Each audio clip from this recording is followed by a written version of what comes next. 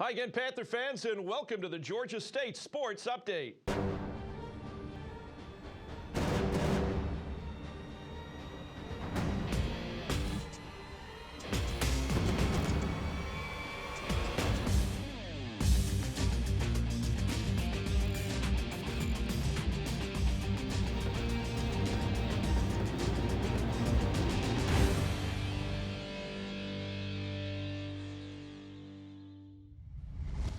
Dave Cohen here in the Georgia State Sports Update. Look who's in studio. Georgia State's head football coach, Trent Miles. And Coach, great to have you in studio this week. A busy time. People think that there's an off season. We're right in the middle of spring practice, about 2/3 of the way through. Had a second scrimmage this past Saturday, and we'll talk about that scrimmage a little bit more in depth. But how does the football team look at this point? Well, we don't look nearly as good as you do in your suit and tie, Dave. I'm very proud to be around you right now. You look outstanding. Well, thank you. Your attire matches your voice. So, well, thank you.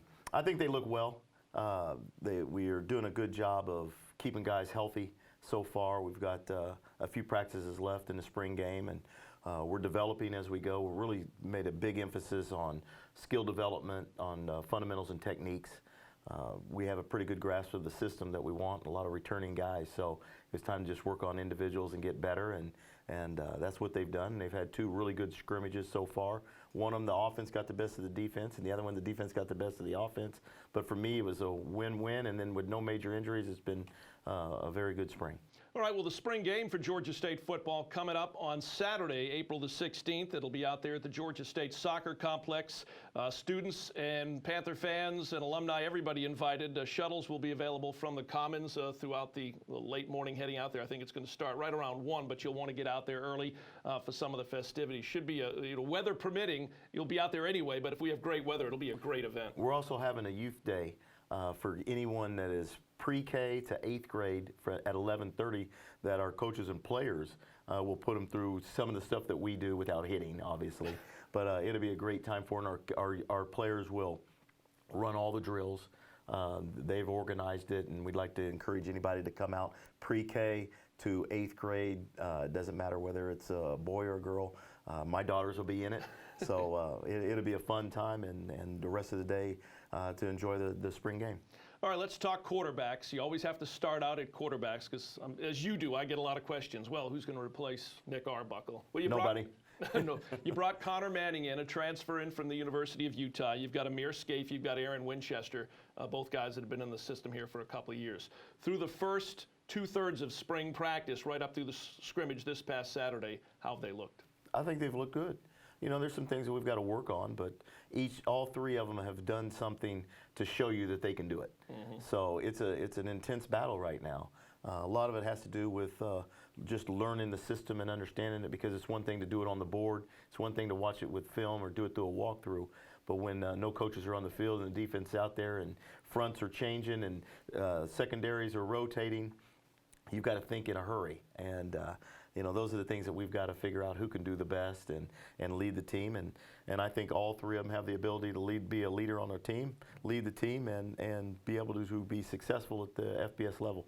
Well, some good work during this prior to spring practice, too, with the returning receivers you got, whether it's Robert Davis or Penny Hart or Keith Rucker, or, any of the other couple of Todd Boyd. You've got a couple of new guys that have come in. Jonathan Ifedi is one. He had a touchdown reception, I believe, in the scrimmage on Saturday. So it helps when you've got receivers, and granted, they got used to being on the receiving end of passes from Nick, but guys that have been there, and as long as they could build that chemistry, it should be another good situation. We've got a good receiving core.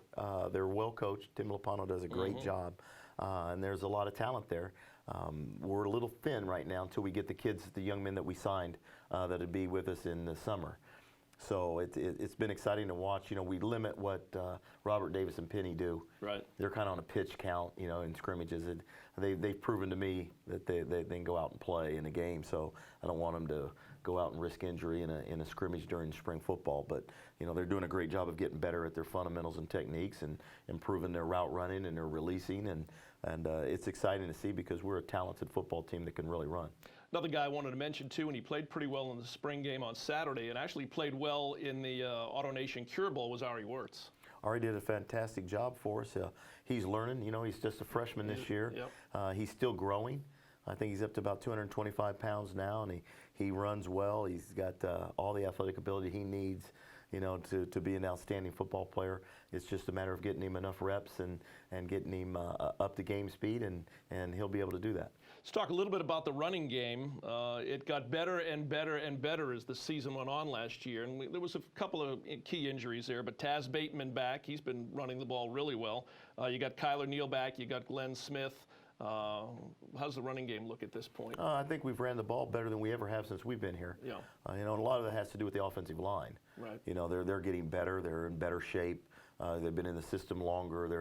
They've been going on their second season with Scott Holzoppel, our strength and conditioning coach.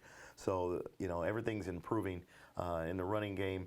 We've got some guys that run the ball well downhill. Kyler and DeMarcus are more downhill runners, and then you've got Taz, he'll make you miss, and then you add Glenn Smith in the fold where his athleticism can cause defense nightmares. You can shift him out and create a matchup with him on a linebacker or a safety in the pass game.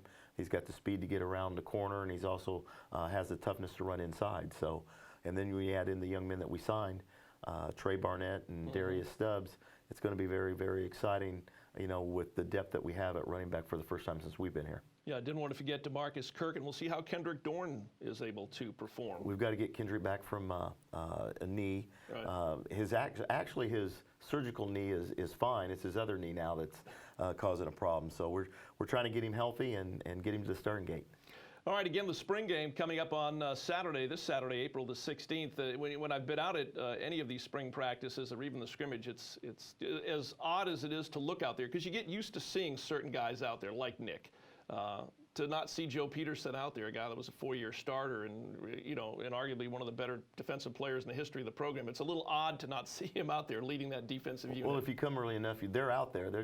They're out there training for the next level. So it's good to have them around in the program. But they're going to be sorely missed. I mean, you don't take away that production, from Nick Arbuckle, from Joe Peterson, from Taurus Batiste, from Donovan Harden, and think everything is just going to just ride smooth. So somebody has to step up. Someone has to step in to fill their shoes from a leadership standpoint and from production standpoint. We feel we have the talent to do it, and now we've just got to get them game ready. Another one of the highlights, Coach, from the scrimmage this past Saturday, and you mentioned the defense maybe won the battle in this most recent scrimmage, whereas the offense maybe won it in the first one a couple weeks ago. Antrell Allen had a couple interceptions. Antrell Allen is playing extremely well this spring. He's moved into safety. And I think that utilizes his talents a little bit better than at the corner position. But he does have the ability to do both. And he's been a pleasant surprise this spring. Not that I'm really surprised. I mean, he's such a good young man that, he does everything that you ask. And now he's starting to see the rewards on the field. And we mentioned Joe Pete and the fact that he's graduated and trying to play at the next level, but loaded at linebacker with the guys that are coming back with Caleb Ringer. You got Chase Middleton and Ed Kearney. I mean, there's a bunch of names coming to mind, but plenty of linebackers that have played a lot of snaps. Well, we moved Alonzo McGee inside, and then Trey Payne is having an outstanding spring. And we're very excited about those guys. Charlie Patrick, who was a gray shirt freshman that joined us in the second semester, has done very well in the last scrimmage. And there's a lot of guys that Mike Shaw, they can play really well, and James Traylor's having a good camp. So it's exciting to see them keep progressing and battling. There's a lot of competition in that room, and those guys are pushing each other, and hopefully somebody will step up and be the leader. And we have numerous guys that have the ability to do that. And another guy that's really playing well this spring is Jamil Spencer. And I know that he's been in and out, over the course of the last 3 years, but he's going into his senior year, and he's performing very well, like a senior should. And we're excited about him also. All right, Coach, you ready to take some questions from the Panther fans? I sure am. All right, right now, questions for head football coach Trent Miles.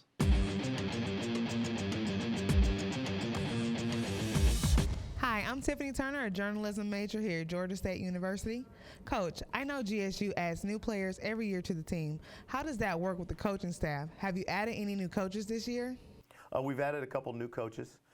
Tony Samuel left us, and we were able to hire Rick Minner in as our defensive line coach. And then we added John McDonnell as a senior offensive analyst. Coach Minner brings in years of experience. He was the head coach at the University of Cincinnati for 10 years, was Lou Holtz's defensive coordinator at Notre Dame, and then he was Lou Holtz's defensive coordinator at South Carolina, and then he went back to Notre Dame under Charlie Weiss as defensive coordinator. So to add him into the mix brings a great knowledge, world of experience, and a great role model for our players. John McDonnell is a coach that's been around forever. He was the offensive coordinator at Washington State for 8 years, was at Stanford University, Notre Dame, went back to Stanford, has been at Purdue, Bowling Green, Memphis, Tulane, and he brings in a world of knowledge and experience, and both those guys are great guys. They're great fits. You know, we try to bring in coaches like we do players. It's all about character and the right fit, and these guys be tremendous for our young men to help them get to where they can't take themselves. Hi, Coach. I'm Jordan Connon, a journalism major. What happens to the team after the blue and white game? Do you take time off or continue practicing through the summer? What the team does after the blue-white game, they'll lift on their own with Coach Holsopple, but it's all about the academic part. I mean, we always make sure that our blue-white game is done 2 weeks before finals, so they'll have a week of being able to prepare for finals and then start into finals. So it's all about lifting weights and healing their bodies and getting their academics in order to make sure that we continue to get better with our GPA. They'll go home until summer school starts in June, and then when summer school starts in June, they'll be here until the season. And with the new NCAA rule, we're allowed to work with them in the summertime as long as we don't have a football out on the field. So we'll get the month of June working with them, and then I just turn them over to the strength coach in July for him to work with them, and then we start at the beginning of August. I'm Devon Slappy, a journalism major. Coach, on a previous show, you told us you like to cook. Have you tried any new recipes, and if so, what is your best new dish? I think the best new dish I came up with, well, I didn't come with it. Food Network, watching Chopped came up with it, but I copied it very well, was clams, steamed clams in a linguine white wine sauce. I can't give you all my ingredients to take it away, but my wife enjoyed it, and as long as my wife is happy, I'm happy. Happy wife, happy life. All right, Coach, good questions, good answers this week. We'll have to get you in here cooking for the TV crew here. I'm ready, anytime. All right, again, quick reminder, the Blue-White Spring Game for Georgia State football coming up on Saturday, April the 16th, out at the Georgia State Soccer Complex at Panthersville. Again, busy time at Georgia State. Here's what's coming up this week on the schedule.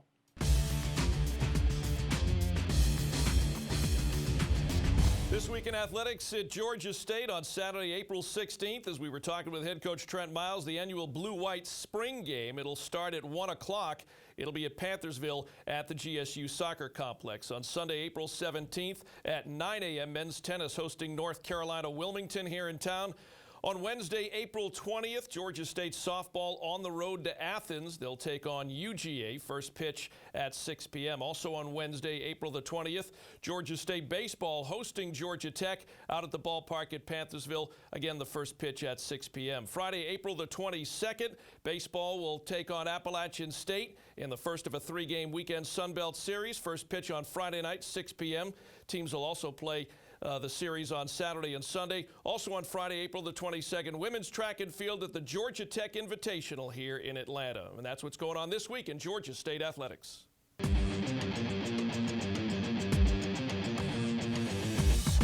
Back here in the Georgia State Sports Update, joined in studio right now by men's head golf coach Joe Inman. And Coach, great to have you back in studio. We visited, about a month and a half ago. Yes, we did. And we'll talk a little bit of Georgia State golf here in just a moment. But, you know, in the state of Georgia, and really in the entire golf world, the biggest week, all eyes were on Augusta and Augusta National. And I'm talking to a guy who played on the PGA Tour and played in 7 Masters. What's it like over in Augusta? Let's go back to the first time you ever played at the Masters, what that was like for you at that time. Well, I just gotten out of college, or it was finishing my college, and I was 22 years old and an amateur and stayed in the clubhouse in the Crow's Nest. And it's a very long story, Dave, that we don't have time for, but in the first 3 holes, I hit 3 trees and 2 people, so it took a long time for us to play those first 3 holes, and it's an experience you never, ever, ever forget. All right, let's talk a little Georgia State golf. You guys coming off a 4th place finish at the old Waverly Collegiate Championship hosted by Mississippi State. And one of your junior golfers, Nathan Maloney, finished tied for 12. Talk a little bit about how the team played and obviously being led there by Nathan. Yeah, we won the week before at Furman, and we've won Furman 3 times in a row because Furman's an old-style course. It doesn't have much out of bounds, and it doesn't have much water. So you don't get penalized as much when you make a bad decision. Right. And I keep telling them that shows them how talented they are, that they can win this tournament year after year and then go to a place that's newer, has more water, has more out of bounds, and they don't do as well. So we're working on being able to play like you practice. You watch the Masters, you see what happens. When you get a little crack, all the doubt comes in, all of a sudden you can't swing. And so we're really working, we're trying to point towards conference and region. If we can get to region, I think we can. They think we can, and it's a big point of pride for us to be our level of program getting to region. Well, right now, according to the stats, GolfStat has Georgia State's men's team ranked 63rd, and Golf Week rankings this week at number 67. Again, you've got Sun Belt play, but the NCAA Regionals, May 16 through 18, looking pretty good for that right now. Well, we can't lay an egg at conference. So right. if we go down to conference and do what we're supposed to do, we'll be in. And I keep telling them it's really, really important that you build towards it. What I've said so many times to them is you're good enough to get to region. Are you good enough to get out of region to finals? Right. Let's be good enough. Let's go down there and don't be cannon fodder and get run over. Let's go down there and beat somebody like we did 2 years ago when we got to finals. So I said, y'all are good enough to get to finals. You are good enough to make match play. So that's our goal, is getting to the NCAA finals, through region, through conference region finals, and then to match play, because we have a team that could do very well in match play. Again, we're talking to men's golf coach Joe Inman here on the Georgia State Sports Update. You know, we've seen a lot of good golfers, and I underline good. We've seen a number of really, really good golfers come through this program over the years. You've got one of them right now that is going to be remembered, and that's Jonathan Gray. I think you guys call him JJ. He's ranked amongst the top 100 golfers in the country in college golf. He finished 45th his first year and made honorable mention All-American. Then all of a sudden, he made All-American, he got put on the English national team, and then he had all these expectations, and he went down for a while, and now he's on his way back up. JJ is one of the kids, if you just saw the Masters, we were talking about it, Danny Willett won. He spent 2 years at Jacksonville State over in Alabama. Not Alabama, not Southern Cal, not Texas, not Wake Forest, but a school like Jacksonville State. You know, it's like Zach Johnson came from Drake. So you don't have to be at the big programs. J.J. Gray is the kind of kid you can see 2, 3, 4 years from now at the Masters winning on the big stage. He has that kind of talent. Well, right now he's got 5 top 10 finishes this year, including 4 third-place finishes. He's the guy that's right there going to carry you through whatever you're able to accomplish If we make it, if we get through and do what we think we can, we need our horse, we need our leader. And if he leads us, they take strength. They take strength when they know they have the best player in the field. Yeah. So if he does what he's supposed to do, then we're going to be a great team. All right, Coach, you ready to take some questions from the Panther fans? I am. All right, right now, our next segment, questions for head coach Joe Inman.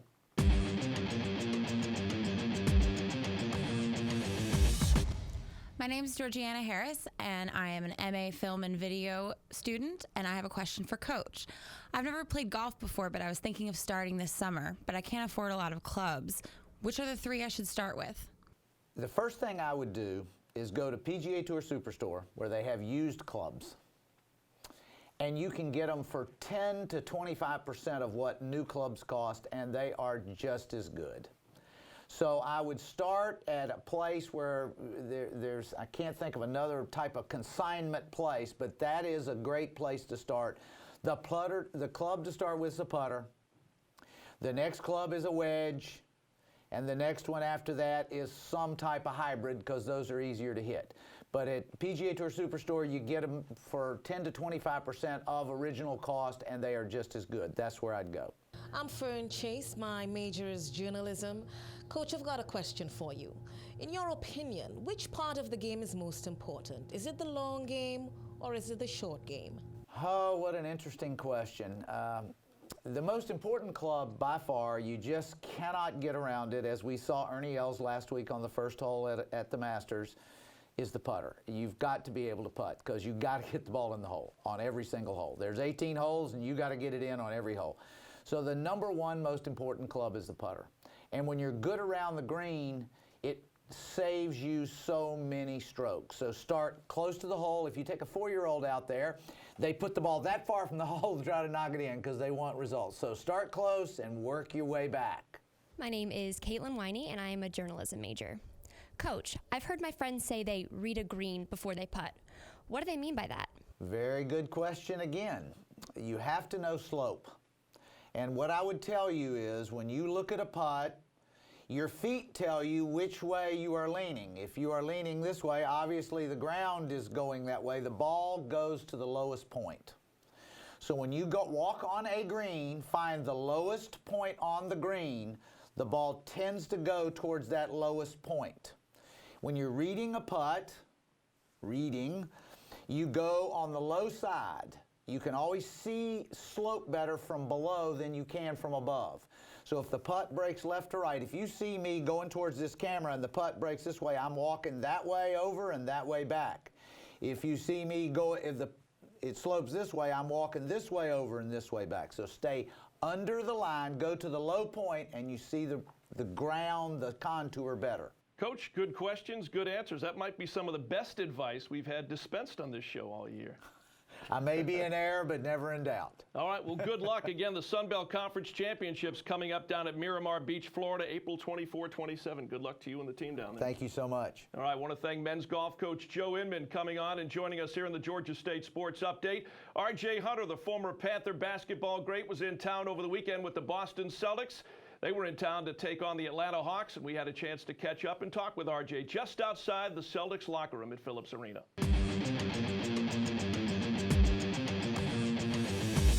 Dave Cohen here at Phillips Arena for Georgia State Sports Update. And look who's here, R.J. Hunter, former Georgia State Panther, now with the Boston Celtics. And how are things going? You get into the game here in Atlanta tonight, able to get a 3 to go down late in the game. And you guys are battling down the end for a playoff spot, for playoff position.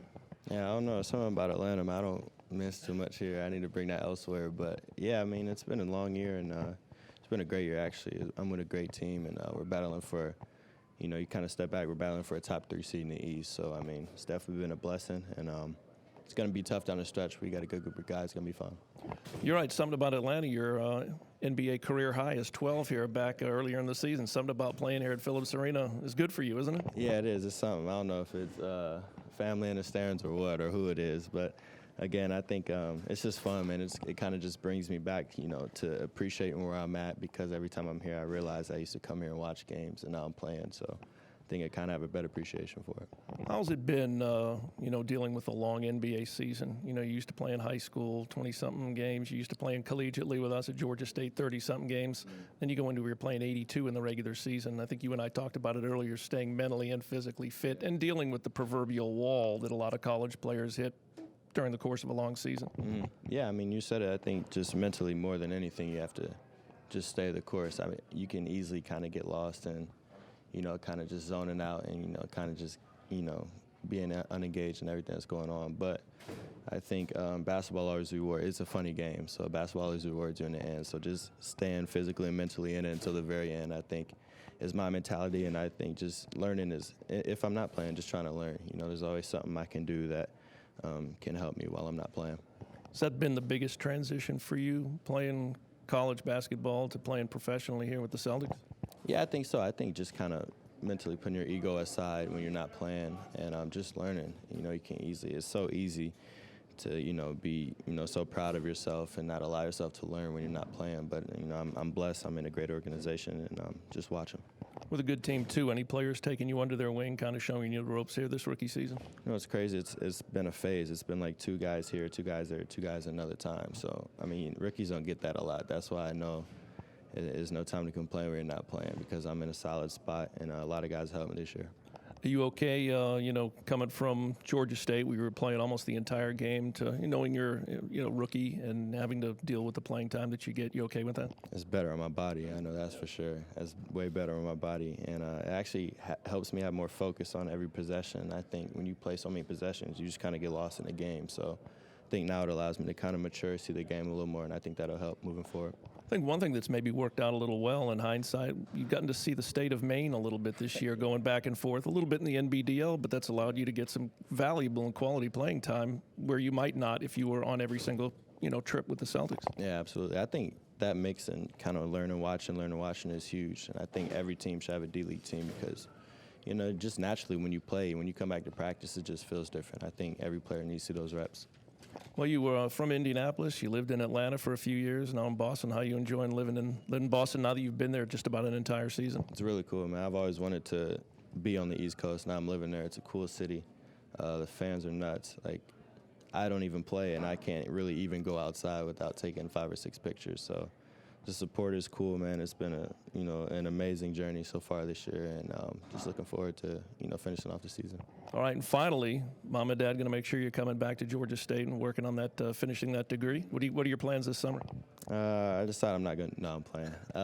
Just incrementally, just taking online classes, just trying to knock it out, right now, so I don't have to be 46-year-old in a class with 22 and 21-year-olds, you know what I mean? So just trying to knock it out as soon as I can and not put it off to the side, so I can knock it off in chunks and not in a whole summer. All right, appreciate it. Best of luck, and good luck in the playoffs with Boston this year. Thanks, Dave. Appreciate it. All right, I want to thank former Georgia State Panther R.J. Hunter joining us here on the Georgia State Sports Update.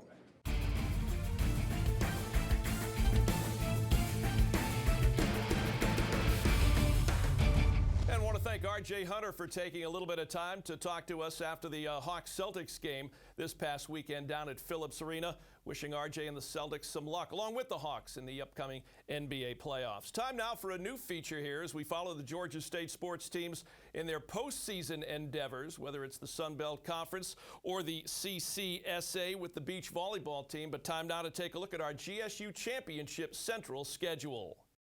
Coming up April 17th through the 19th, it's the 2016 Sun Belt Women's Golf Championships. That'll be down in Miramar Beach, Florida. The teams will be playing on the Raven Golf Course at Sandestin. The 2016 Sun Belt Men's and Women's Tennis Championships in New Orleans, April 21st through the 24th.